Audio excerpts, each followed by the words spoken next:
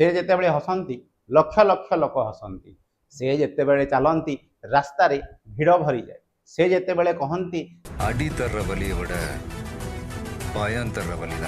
पूरा थिएटर कंपी उठी। तमिलनाडुर घरे घरे तांकर गोटे ना बहुत परिचित, थलापति अर्थ सेनापति।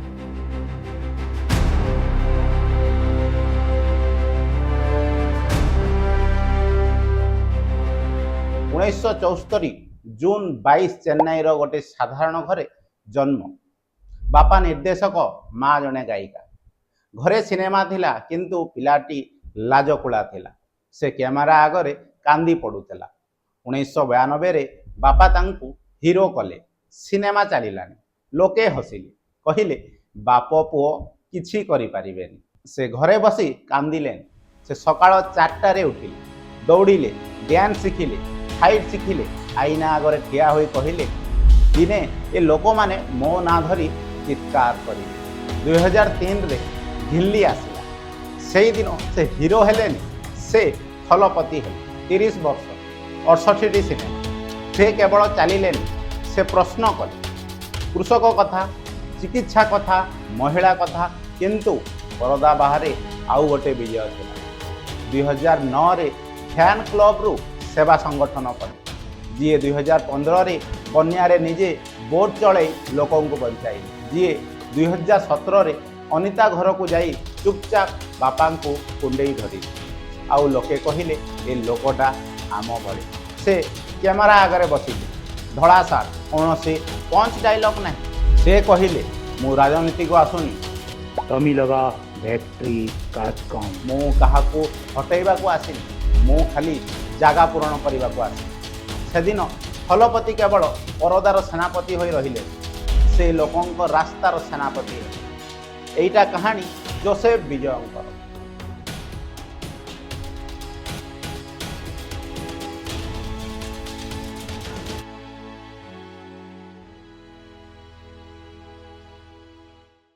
जड़े लाजकुला पिलारू कोटी कोटी लोकंक आशा हेबार कहानी। एइटा तो खाली आरंभ। 2017 मसीहा नीट एग्जाम। अनिता मरीगले। सारा राज्य जलिला। विजय किछि भी ट्वीट कले। से सीधा गले अरियालूर। अनिता घर माटी घर। बापा कांदुथिले। विजय तांकु कुंडई धरिले। Cameraman photo उठाइला। से मना कलेनी, कारण से जानिथिले एई फोटो हजारे भाषण बड़। 2018 मसीहा सरकार सिनेमा रे से मुख्यमंत्री हेले। डायलॉग कहिले भोट पाई टंका नियोनी। शासक दल AIADMK रागिला। मंत्री कहिले विजय क्रिस्टियान। से तामिल नुहे। लोके उत्तर देले थिएटर आगरे लंबा धाड़ी। से दिन विजय बुझिले लोके तांकु केवल हीरो भाव में देखु नाहंती, लोके तांकु नेता भाव में देखुछंती।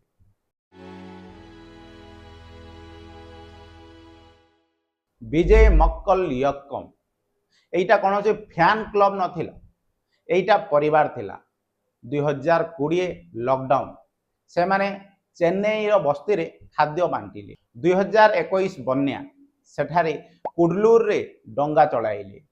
2002 परीक्षा से माने गरीब पिलांको पुस्तक देले। विजय समानंको कहिले तुमे मो पोस्टर लगाओनी, तुमे लोकंको घरे पानी पहुंचाओ। एइटा हैला तांको राजनीतिर स्कूल। कौनसी बड़ नेता आसी शिखाइलेनी, लोके शिखाइले। फेब्रुआरी 2, 2024 सकाळ 1टा से आसिले। धड़ा सार्ट, कौनसी मेकअप नहीं। मोर प्रिय तमिल मकले, मु आज राजनीति को आसुची कारण मु थकी जाइछि देखी देखी आम पिला मानक चाकरी पय बाहर को जिबा। आम माँ माने डाक्तरखाना रे धाड़ी बांधी ठिया हवा। आम कृषक आत्महत्या करुछंती। मो दलर ना तमी लगा फैक्ट्री काज कम। TVK। आमे कहा विरुद्ध रे नुहे, आमे लोकंक पाई। से कहिलेनी मु मुख्यमंत्री हेबी, से कहिले मु सेवा करिबी। से दिन राति रे तांकर बापा चंद्रशेखर कांदिले, कहिले मु ताकू अभिनेता करबा को चाहुथिली, से नेता हे गला। 2025 अक्टोबर 2 ଗାନ୍ଧୀ ଜୟନ୍ତୀ କନ୍ୟାକୁମାରୀଠୁ ଚାଲିବା ଆରମ୍ଭ କଲେ। ନାଁ ଦେଲେ तमिलगा फैक्ट्री ପୟଣ। ପ୍ରଥମ ଦିନ ଗରମ 40 ଡିଗ୍ରୀ। ସେ ଖାଲି ପାଦରେ ଚାଲିଲେ। ଲୋକେ ପଚାରିଲେ କାହିଁକି? ସେ କହିଲେ ଯେଉଁ ଚାଷୀ ଖାଲି ପାଦରେ କ୍ଷେତକୁ ଯାଏ ମୁଁ ତାଙ୍କ କଷ୍ଟ ବୁଝିବାକୁ ଚାହୁଁଛି। ସେ ପ୍ରତି ଗାଁରେ ରହିଲେ, ସରକାରୀ ସ୍କୁଲରେ ପିଲାଙ୍କ ସହିତ ଖାଇଲେ। ଗୋଟିଏ ସ୍କୁଲରେ ଶୌଚାଳୟ ଭାଙ୍ଗିଥିଲା। ସେ ଭିଡ଼ିଓ କଲେ। ପରଦିନ କଲେକ୍ଟର ଆସି ମରାମତି କଲେ। ଲୋକେ କହିଲେ ଏ ଲୋକଟା ଆସିବା ଆଗରୁ କାମ ହେଇଯାଉଛି। ତରୁନେଲ ଭ୍ୟାଲିରେ ଜଣେ ବୃଦ୍ଧା ତାଙ୍କୁ ଦେଖି କାନ୍ଦି ପକାଇଲେ। କହିଲେ ମୋ ପୁଅ ଦୁବାଇରେ, ତୁମେ ମୋ ପୁଅ ଭଳି। ବିଜୟ ତାଙ୍କ ପାଦ ଛୁଇଁଲେ। କହିଲେ ଆମ୍ମା, ଆପଣଙ୍କ ପୁଅ ଫେରି ଆସିବ, ମୁଁ ଚାକିରି ଆଣିବି। ଏହି ଛୋଟ ଛୋଟ ମୁହୂର୍ତ୍ତ ତାଙ୍କୁ ନେତା କଲା। ବଡ଼ ଭାଷଣ ନୁହେଁ, ଛୋଟ କଥା।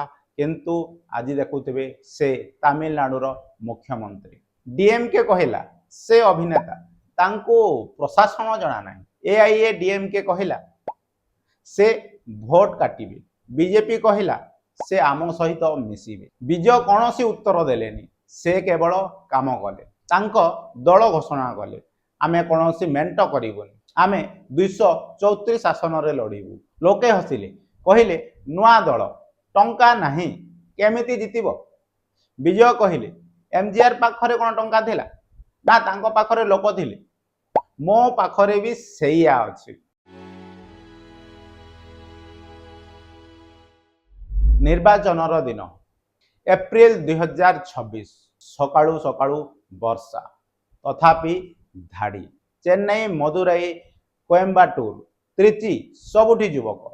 ପ୍ରଥମେ ସେମାନେ କାଳି ଲଗା ଆଙ୍ଗୁଠି ଦେଖାଇ କହିଲେ ଏ ହେଉଛି ଇତିହାସ। ମହିଳାମାନେ ସକାଳୁ ସକାଳୁ ଆସିଲେ। କହିଲେ ସେ ଆମ ପୁଅ ଭଳି। ସେ ମଦ ବନ୍ଦ କରିବେ କହିଛନ୍ତି। ରାତି ଗଣତି। ଟିଭିକେ 50, 80, 10 ବହୁମତ। ତାମିଲନାଡୁ ଇତିହାସରେ ପ୍ରଥମ ଥର ଏକ ଅଭିନେତା ନିଜର ଦଳ ଗଢ଼ି ପ୍ରଥମ ନିର୍ବାଚନରେ ଜିତିଲେ। MGR ବି AIADMK ଗଢ଼ି 5 ବର୍ଷ ପରେ ଜିତିଥିଲେ। ବିଜୟ 2 ବର୍ଷରେ କରି ଦେଖାଇଲେ।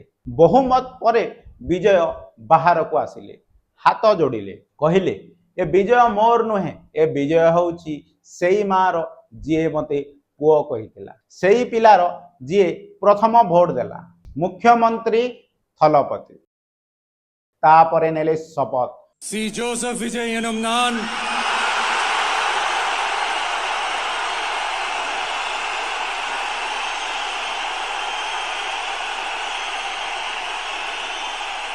ସେ ବଦଳି ନାହାନ୍ତି, କେବଳ ତାଙ୍କର ଚୌକି ବଦଳିଛି। ସେ ଆଜି ବି ଫ୍ୟାନଙ୍କ ଚିଠି ପଢ଼ନ୍ତି। ଜଣେ ଝିଅ ଲେଖିଥିଲା ଆନ୍ନା, ମୋ ବାପା ମଦ ପିଉଛନ୍ତି, ଆପଣ ବନ୍ଦ କରିବେ କହିଥିଲେ। ବିଜୟ ସେ ଚିଠି ନିଜ ଟେବୁଲରେ ରଖିଛନ୍ତି। ଲୋକେ ପଚାରୁଛନ୍ତି ଯେ ସେ କ'ଣ ସଫଳ ହେବେ? ସେ ରାଜନୀତିକୁ ଆସିଲେ କ୍ଷମତା ପାଇଁ ନୁହେଁ, ସେ ଆସିଲେ କାରଣ ସେ ବିଶ୍ୱାସ କରନ୍ତି ସିନେମାରେ ଯେମିତି ହିରୋ ଶେଷରେ ଜିତେ, ଜୀବନରେ ବି ଲୋକେ ଜିତିବା ଉଚିତ।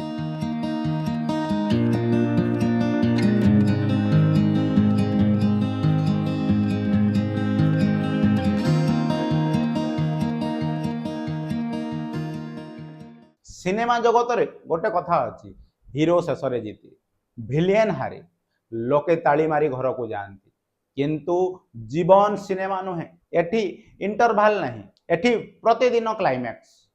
ପ୍ରତିଦିନ ଗୋଟେ ପିଲା ସ୍କୁଲ ଯାଏ କି ନାହିଁ, ପ୍ରତିଦିନ ଗୋଟେ ମା ଡାକ୍ତରଖାନାରେ ଔଷଧ ପାଏ କି ନାହିଁ, ପ୍ରତିଦିନ ଗୋଟେ ଚାଷୀ ହସେ କି ନାହିଁ। ଜୋସେଫ ବିଜୟ ଏହି ସତକୁ ବୁଝିଲେ। ସେ ପରଦାରେ 30 ବର୍ଷ ରାଜ କଲେ।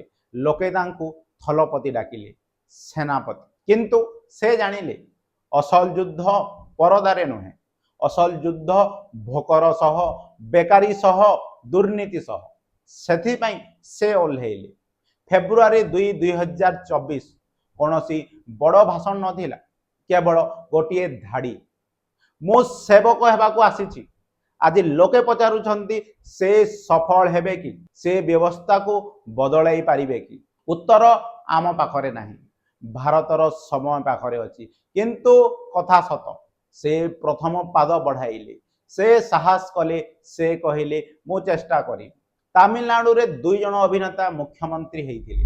MGR ଓ ଜୟଲଳିତା। ଦୁହେଁ ଲୋକଙ୍କ ହୃଦୟରେ ରହିଛନ୍ତି। ବିଜୟ ତୃତୀୟ ହେବେ କି ନାହିଁ ତାହା ଇତିହାସ କହିବ। କିନ୍ତୁ ଯଦି ତୁମେ କୌଣସି ଗାଁରେ ପଚାରିବ ଥଲପତି କିଏ, ଛୋଟ ପିଲାଏ ହସି କହିବେ ସେ ଆମ ଆନ୍ନା, ସେ ଆମ ପାଇଁ ଆସିଛନ୍ତି। ଆଉ ଜଣେ ନେତା ଓ ମୁଖ୍ୟମନ୍ତ୍ରୀ ପାଇଁ ଏଇଠୁ ବଡ଼ ପୁରସ୍କାର କ'ଣ ହୋଇପାରେ?